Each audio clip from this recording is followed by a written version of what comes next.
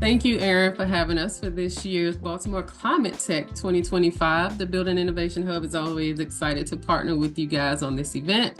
This has been our second year. So again, thank you. My name is Yolanda Bonner. I am the Associate Director of Building Performance with the Building Innovation Hub. Here, we're based in the Washington, D.C. area, but we do tons of work in both Maryland, D.C., and well, in all of D.C., Maryland, and Virginia. And before I move a little further, I always like to introduce our team. Some people say they're so surprised that when they find out that there's only 3 of us when we do so much work around the area. But you have Teresa Backus, who is the Hub's director. You have Mary Thomas, the Associate Director of the Building Innovation Hub. And then again, you have myself. A little bit about who we are and what we do. The Building Innovation Hub is a project of IMT. We help building industry professionals in and around the Washington, D.C. area create and operate high-performing buildings. The Hub connects professionals and provides information and programming. One of the main goals of the Hub is to meet the current needs of the building industry while simultaneously pushing the industry towards the innovative solutions that we need to build and operate high-performing buildings. 5 of our top resources are the things that we do at the Hub. We like to make the business case. Business cases for the BEPS and high-performing buildings. Another one of our key resources is community partnership. We're community-centered resources. We produce, process, and make those connections and those involvements. Expansion and growth. Building a thriving climate workforce in the DMV, Maryland, Virginia area. We provide all types of support when it comes to the workforce development programs. Another one of our resources is code implementation support. We translate complex regulations, tools, and events for buildings and teams. And lastly, outreach and messaging. We like to connect with local stakeholders, connecting the dots between projects and buildings in action. Thank you so much, Yolanda. My name is Luke Lanciano. I'm the Director of Sustainability for the Tower Companies. And I take the lead on sustainability initiatives across our portfolio. So the Tower Companies was founded in 1947. It's based in Rockville, Maryland, and all of our properties are within really about 25 miles of Rockville. So we're very focused on the Maryland area, and we've been doing a lot of work on sustainability over the years. To that end, I'm a lead accredited professional for operations and maintenance, Fitwel ambassador, and a certified energy manager. And I've worked a lot around the region on different BEPS projects, building energy regulations, and the like. Next slide. So to cover kind of how Tower views sustainability and how we think about creating healthy buildings, we really put it into 5 pillars. So there's carbon neutrality, where we try to offset the actions that our buildings take through their electrical use. We purchase renewable energy, their gas use, where we purchase carbon offsets. Then there's energy efficiency, where we try to reduce the amount of energy coming into our buildings, which we've done a lot of tremendous work on over the years. In particular, on our electrical and gas usage, we've been able to drop that energy pretty significantly over the past about 15 years. And we've achieved Energy Star and LEED certification at nearly all the buildings in our portfolio. Similarly, we've been installing solar on most of our properties where it is feasible. And at this point, most of our buildings now host solar panels on them. Health and wellness is something that Tower started focusing on back in about 2016, 2017. And we'll talk a little bit more about the Pearl shortly. But it was the first Fitwel certified multifamily building in the world in 2018 when the building was constructed, and it was really designed with the resident experience in mind. So there are active design measures throughout the property, some really interesting indoor air quality measures that were taken to try to make it one of the healthiest buildings in the region. We also do a lot on transit. Our buildings typically are located near like metro stations, bus stops, and with adequate bike infrastructure to help our residents basically avoid having to use single-use vehicles. Um, so, we offer a lot of those options. We have EV chargers on site at our buildings, including 4 chargers at the Pearl itself in that garage. And these are ways that we can help our residents kind of choose a sustainable transit option. The final pillar that we like to think about is around landfill diversion. So we have a pretty unique composting program across our multifamily portfolio where we offer it complimentary to all of our residents. This has been a great way for us to reduce the amount of landfill waste that goes into a landfill and help divert that waste to composting facilities in the region. That compost then becomes soil, which then helps plants grow, and it creates a much better feedback cycle than having that same material in a landfill sit for many years. We also do electronic waste recycling at our properties, also as a complementary measure. And it's these ways that really help us to reduce the intensity of carbon emissions from landfill waste that comes through our properties. Just some current sustainable operation data from the Pearl. This building, it earns a 91 Energy Star score, which means it is more efficient than 91% of similar buildings across the country. It's been certified every year since its full occupancy was hit. And as part of that, the site energy use intensity of the building is sitting at about a 31 right now. This easily complies with the proposed county BEPS targets for site EUI, and we're hopeful that this is a great measure for us going forward as building energy performance standards keep rolling throughout the region. We also, through our composting program, we're able to compost nearly 8,000 pounds of food waste. This food waste otherwise would have ended up in a landfill, and we're really glad we were able to help divert that and turn that food waste into soil. Our solar panels at the Pearl have produced nearly 27 megawatts of renewable energy, and that has helped reduce CO2 emissions by approximately 19 tons due to that solar generation that's done on site. The Pearl is also has these EV chargers, which have helped charge many vehicles over the years. We're at nearly 25,000 kilowatt hours provided to electric vehicles from the Pearl. And approximately it takes 4 kilowatt hours to drive a mile in an EV. So as you can see, we're adding a significant amount of drive time to the country's EV fleet. Now, as I mentioned, the Pearl was the first Fitwel certified multifamily building in the world, and I'm really proud also of our ongoing lifestyle programming. This includes resident events that happen every month. We'll have walk-in talks with residents. They can take their pets. We'll go to Rock Creek Park, which is just a short walk away from the building. Sometimes we'll talk about the native plants in the area, how you can get involved with places like Rock Creek Conservancy.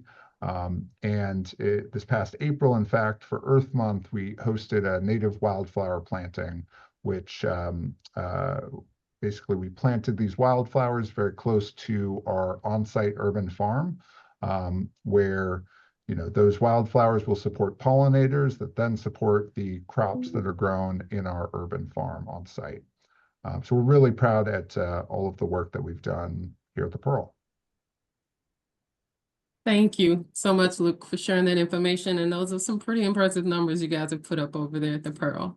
So now what we want to do is thank you guys for listening in and getting a little bit of a background on the Pearl. We're going to jump over into a Q&A session with Luke. I have about 5 questions that I want to ask him, and we can go from there. So I'm going to stop sharing my screen, and so you can get a better look at all of our faces as we ask these questions. All right, Luke. So the first question is, what was the primary goal of this project? Sure. So the Pearl was designed to be a healthy and sustainable high-performance multifamily building. It was designed to basically be located within one of the tower company's master plan sites. So we have the Blair's District in southern Silver Spring, right across the border from DC. Um, this building was designed by the Design Collective, who helped basically create a building that was, just the way the massing was set up, how it was oriented on the particular site, helped maximize views of nature, provide really nice views to all of the occupants in the building. And the design of the building is really, provided some really great energy efficiency benefits, as well as wellness benefits through the use of a 2-story fitness center. And I think what really sets the building apart is the Fitwel certification process, which comes from the Center for Active Design, which essentially, like even multiple years before COVID, was thinking about how to make buildings, healthy, encourage people to be active in their homes, and we're extraordinarily proud of how the building came out. Thank you for sharing. Okay, so my next question is, what were some, if there were any, unexpected obstacles or challenges in this project? Well, certainly a lot. Any construction project will always have a fair bit. I think one thing that comes to mind is we were just very early on indoor air quality. In the 2017, I mean, the building in some ways was designed in about 2013, 2014. Really, the designs were finalized by 2016, construction in 2017, delivering in 2018. Part of the installation of the building included the use of CO2 monitors in a variety of common areas of the building. And that's always great. Like, it's good to know the level of CO2 in the air. That's a proxy for the possibility of infection in the air. Like, the airflow itself is supposed to bring in outside air to reduce CO2 levels. But one thing I found when I started at Tower, and we were looking at trying to update our indoor air quality policy, is that these CO2 sensors didn't have like effective communications. So it became difficult for us to effectively track them. So something we've done over the last year is update some of those sensors to ensure that we have 24/7 data. It's remotely accessible. We get alerts if there's something anomalous going on. And I think that's just inherent in trying to do anything new and innovative. Technology always improves. So Seems that's like been y'all something. had it all covered. Yeah, You had yeah. it all covered. One of my next questions is is more so related to your partnership with the Building Innovation Hub and IMT. So how does partnering with a technical resource hub like ours help streamline the project and meet your goals? Are there any specific instances where our guidance was particularly valuable? Yeah, I mean, I've definitely used a lot of resources from the hub, chatted with all you fine folks at the hub, asking questions. The technical information in particular is really helpful. Like some of the work that we do is just it's very niche. There aren't very many people to ask about it. And in particular, when we're working on complex regulatory questions, having the expertise of folks like the Building Innovation Hub has been incredibly helpful. There are a number of reports that you guys have put out that help me think through potential HVAC projects that we could look at, how we can balance some of those challenges, between cost and energy efficiency. And I found that to be very useful. Great. Thank you. I'm sure Teresa and the rest of the IMCM Hub team would love to hear your feedback on that. I have about two more questions. My next question is, how have tenants or building residents responded to the green initiatives? Has there been any noticeable improvement in comfort, air quality, and overall satisfaction? I mean, what feedback did you receive from tenants or property managers regarding this project's sustainability features? We've received great feedback. Yeah, people love the building. Lots of folks who were sort of the inaugural group of residents of the building are still there. So they moved in right after it was constructed and have stayed in place. I don't think there's any better any better feedback you can get from a resident than sticking around for 7, 8 years in the same place. Um, Especially with new products going up all over the region. We're just incredibly proud that we've maintained a fairly low turnover rate. We have gotten excellent ratings from folks. People love little things like the composting program, for example. Like you can't find that in very many multifamily buildings in our area. And I mentioned sort of our urban farm briefly earlier, but that in the summer months is a huge hit. Like people love the weekly harvests. They can, grab some of the most local produce you can find, literally 100 yards away.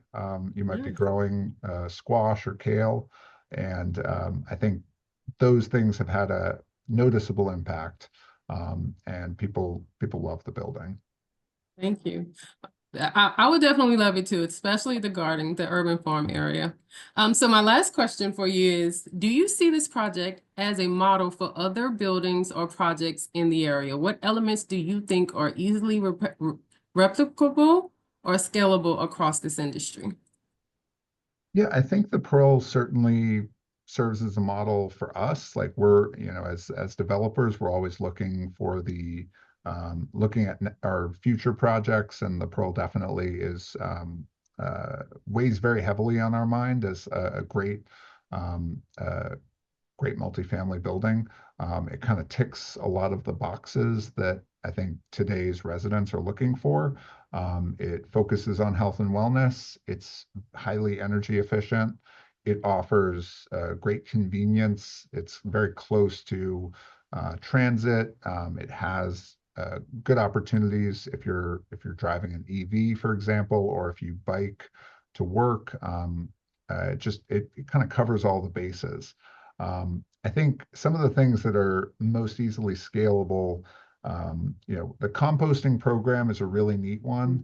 I won't say it's incredibly easy. Like sometimes you do have to do regular education sessions. You have to talk with folks about what is compostable, what isn't.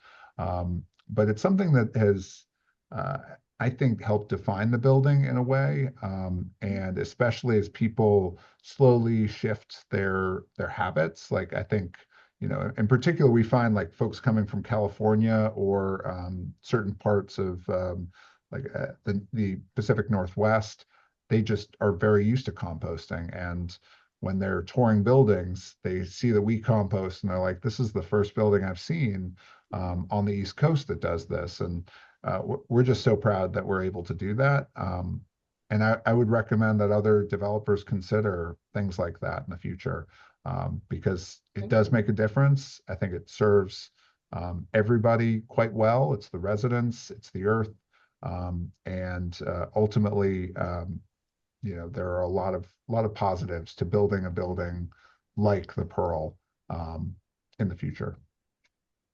Thank you. Thank you for sharing. And I'm excited to take a look at the Pearl myself. So I'm going to take some time one of these weekends to go by and view it and take a look around.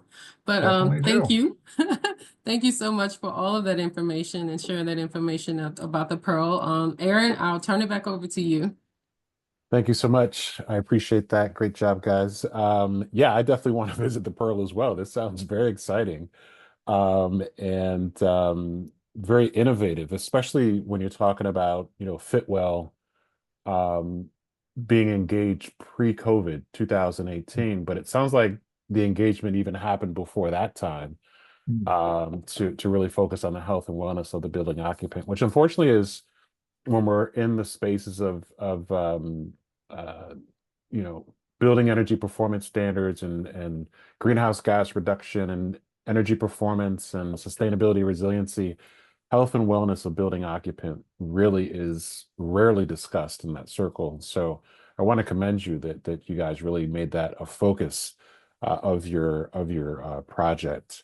So I have a few questions. So you know, the one thing I love about your building as well is you really focused on, not only design standards but also performance standards, which I appreciate as well. Energy Star being one, Fitwell. So there was a choice. You could have gone Fitwell, you could have gone for Well certification, you could have gone for Reset certification, for indoor air quality. Why did you rest at Fitwell? What stood out about that standard, that you decided to move forward with that? Aside from you being a Fitwell ambassador. Yeah, yeah. You know, I will say I wasn't privy to all the discussions a decade ago during the development process, but from my perspective, Fitwell kind of it's not only indoor air quality, it kind of covers a range of active design measures, which Mhm. is a really unique way to think about architecture. Essentially, trying to ensure that spaces work with people and help encourage um, help both encourage exercise as they're like walking around, but also pleasant places. So, the amount of natural views that you can get from various common areas, from apartments. Even in one case, we have a stairwell that has some windows in it, which Mhm. is Mhm. almost unheard of. And I think our architects loved working with us because we were interested in doing stuff like that. One of our other stairwells is in the middle of the lobby, and it's sort of a centerpiece as you enter the property, and it leads right to our fitness center. Um, so, right as you enter the building, like you're almost invited to take those stairs, go work out, instead of just as many buildings are designed. You enter in, it's a fairly Spartan lobby.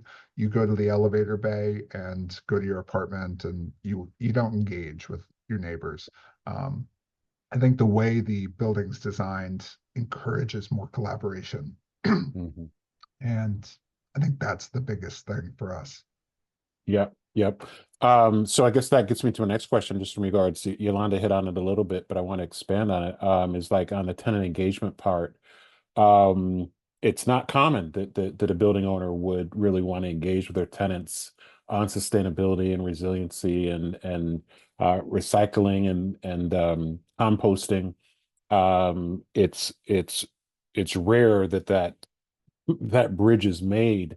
But talk about some of the things that you do in regards to tenant awareness. Is this something that when they're coming in to lease one of the units, that they're aware of the different certifications and environmental standards, that are available at the property? Like, are there badges on the front that people can see, the Energy Star badge or the LEED badge or the Fitwell sticker on the front door? Like, how do the tenants know that these things exist that are actually making them healthier by living there? Yeah, I mean, we definitely have signage throughout the property. I think one thing for us is trying to leverage resident events to share more about the sustainability programming.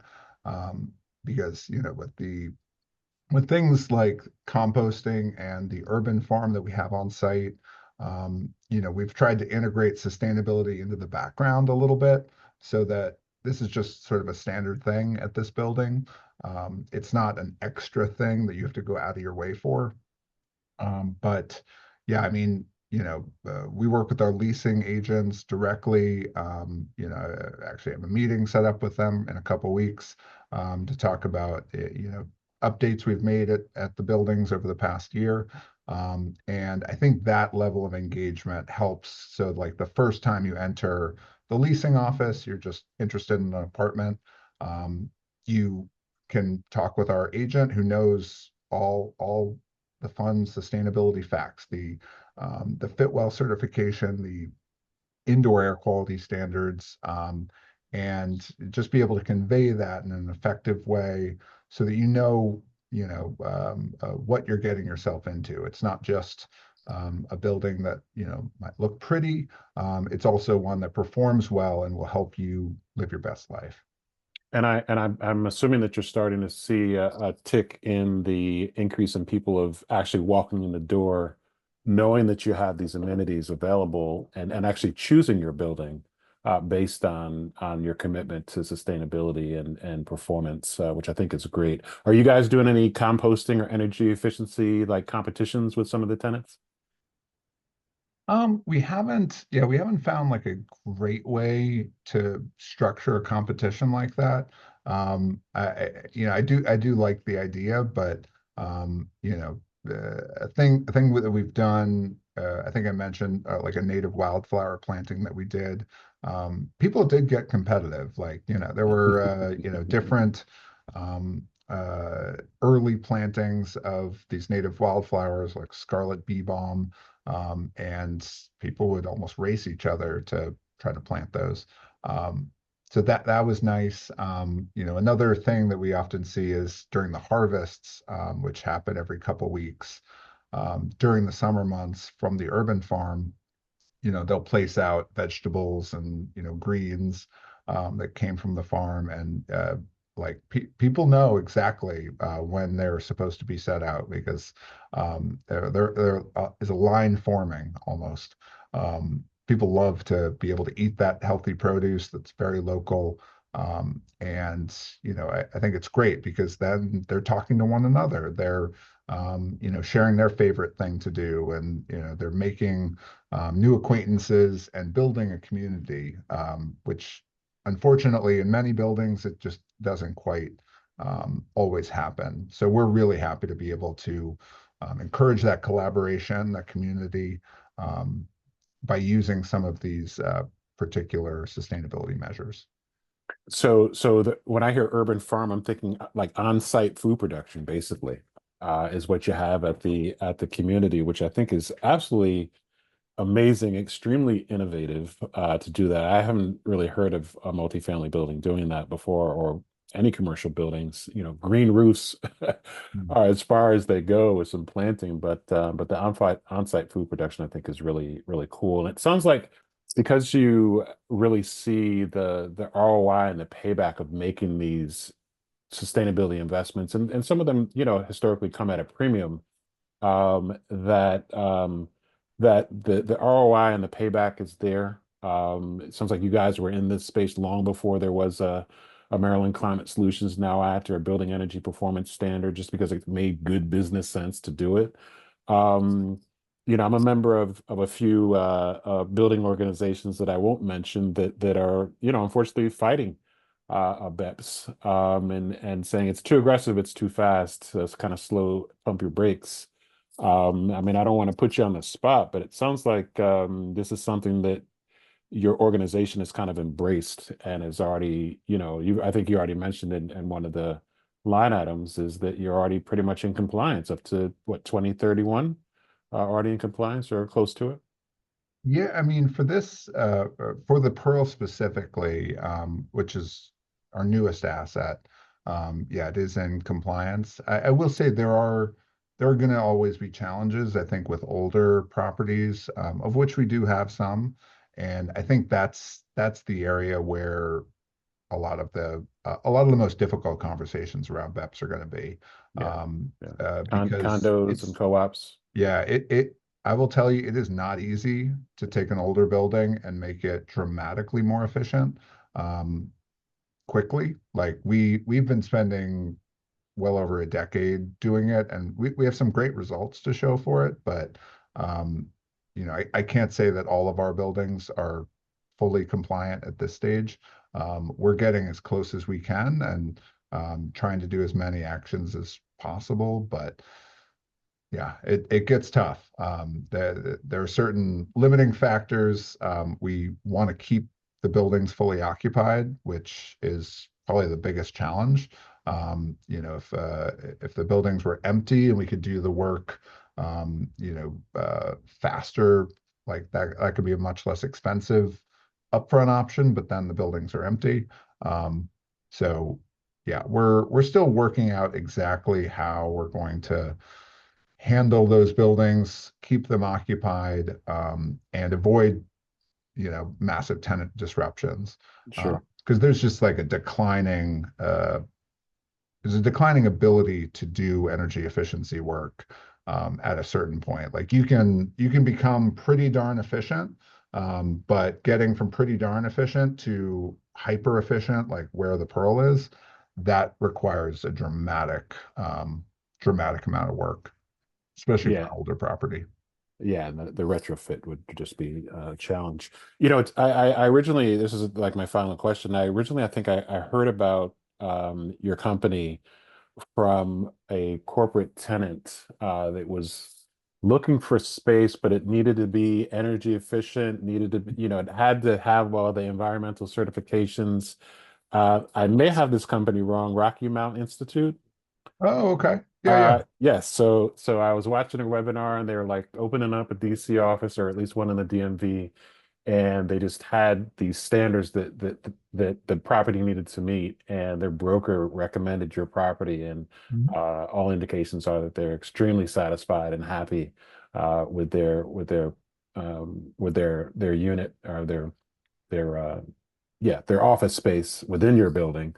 So that's how your company originally hit my radar a couple of years ago. So I was like, oh wow, this is Terrific. dope. They're doing this in the DMV. So yes, thank you so much. I really appreciate you guys taking time out of your day to meet with us. This is exactly what we were looking for. Congratulations on your work. And it's in Silver Spring, is it? Yep. Okay. Okay. Any plans to build anything in Baltimore similar to that?